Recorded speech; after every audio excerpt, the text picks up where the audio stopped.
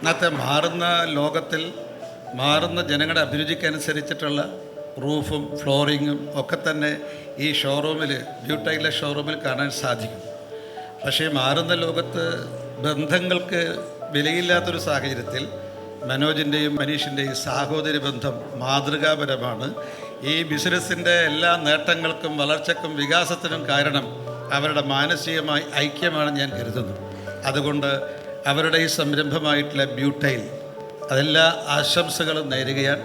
12 വർഷക്കാലമായിട്ട് അവർ ഓരോ വിജയത്തിൻ്റെ പടവുകളിങ്ങനെ കയറിക്കൊണ്ടിരിക്കുന്നു. യൂറോപ്പിലും മറ്റു വിദേശ രാഷ്ട്രങ്ങളിലുമുള്ള ഉൽപ്പന്നങ്ങളാണ് അവർ കേരളത്തിനും രാജ്യത്തിനും പരിചയപ്പെടുത്തുന്നത്.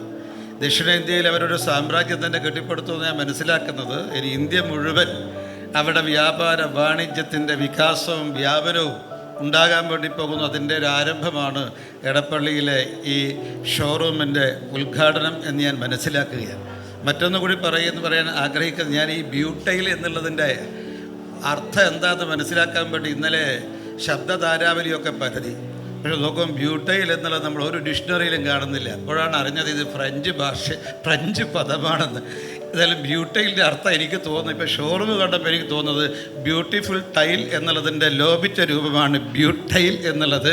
അത് അക്ഷരാർത്ഥത്തിൽ ഈ ഷോറൂം കണ്ടപ്പോൾ ആ പദം, ആ പേര് അന്വർത്ഥമാണ് എന്നെനിക്ക് തോന്നുകയാണ്.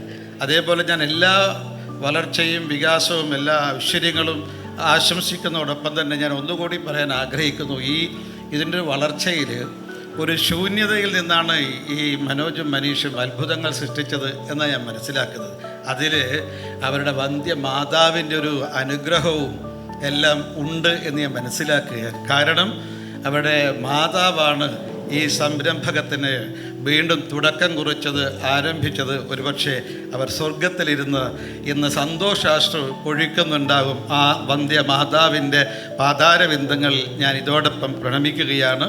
ഇതോടൊപ്പം ഇനിയും പുതിയ വിജയങ്ങൾ അവർക്ക് ഈ രംഗത്ത് കൈവരിക്കാൻ സാധിക്കട്ടെ.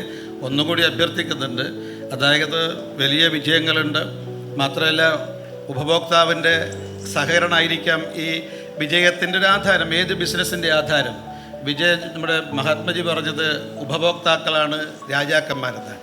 അപ്പോൾ രാജാക്കന്മാരാണ് അവരെ രാജാക്കന്മാരായി കണ്ടതുകൊണ്ടാണ് ഈ ബിസിനസ് ഇത്രയും വികാസം പ്രാപിച്ചത്. പക്ഷേ ഈ രാജാക്കന്മാർ, അവർക്ക് മറ്റൊരു പ്രത്യേകതയുണ്ട്. ഈ രാജാക്കന്മാർ രാജാതിരാജന്മാരെയും തിരഞ്ഞെടുക്കും.